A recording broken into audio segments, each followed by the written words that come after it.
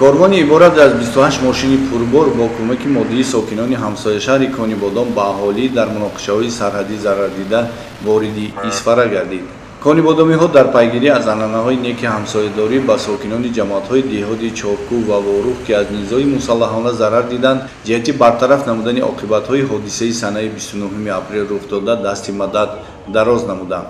намояндагони ҳамсояшаҳр таҳти сарварии роҳбари дастгоҳи раиси шаҳр Акмал Ализода аз номи раиси шаҳри Конибодом Абдусалом Тухтасунзода омодагии хешро ҷиҳати саҳмгузорӣ дар бартарафсозии оқибатҳои муноқишаҳои марзӣ иброз дошта, таъкид намуданд, ки онҳо ҳамеша дар канори ҳамватанони хеш ҳастанд.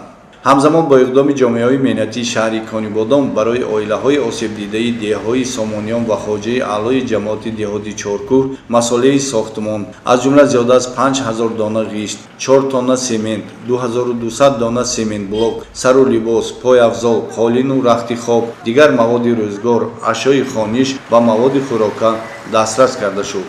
با سپارش دستور و سپارش های پرزیدنت محترم امامعلی رحمان، رئیس ولایتمان رجب احمدزاده و رئیس شهرمان همین روز تصمیم گرفتیم که به خلق اذیت کشیده همسایه شهر اسفره بخصوص به دههای خوجه اعلای و چارکو آمده یاری های مادی خود را رسونیم. موادهای ساختمان، موادهای پوشاکه، خوراکه و اشیاء روزگار نزدیک 30 عدد ماشین‌های بارکش امروز به اینجا رسپار شده، همه آمده حاضر از شرط و شرایطی که در اینجا باقی گذاشته رفتیان همسایگان از همین حاضر شنا شدیم و خیلی اندوه هم خورده ایستادیم.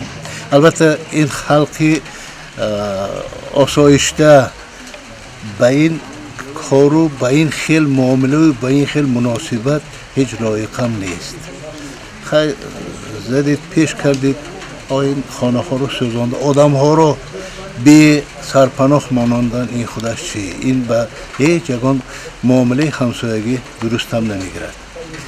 ما میدونیم که همسایه ما ناتیج باشد، ما هم ناتیج. برای همین امروز آمدیم که اقلا کمی باشدن دستیاری با سپارشی راهبری حکومت و ولایت و شهرمان اقل کمی باشدم دست یاری دراز کنیم و همین خلق تنها بودگی خودش را حس نکند. ضمن تقسیمات کمکی وارد گردیده که با اشتراک راهبریت شهر صورت گرفت، ساکنان دهه‌های خواجه اعلی و سامانیان با برابری اظهار سپاس به پیشوای ملت و مردم کنیبادان برای دستگیری و پشتیبانی و غمخواری سریوقتی تاکید داشتند که روح افتاده و ناامید نیستند و باور دارند که با دستگیری‌های پیشوای ملت و هموطنان صاحبدل صاحب سرپناه می‌گردند.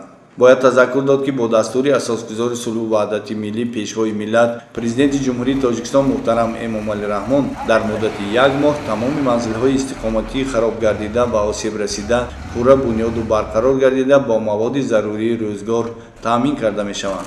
عین زمان باشد در شهر اسفره ستاد کاری جهتی برقرارسازی خانه‌های استقامتی منطقه‌های نرزی مرزی شبانه روز فعال بوده، در این سمت چاره‌های ضروری عملی شده ایستادند. مورد ذکر است که در مناقشه‌های مرزی سنه‌های 29-30 اپریل در منطقه‌های نزدیک سرحدی اسفره 17 منزل استقامتی به پورگی خراب گردیده، 38 حوله دیگر قسماً ضرر دیده است.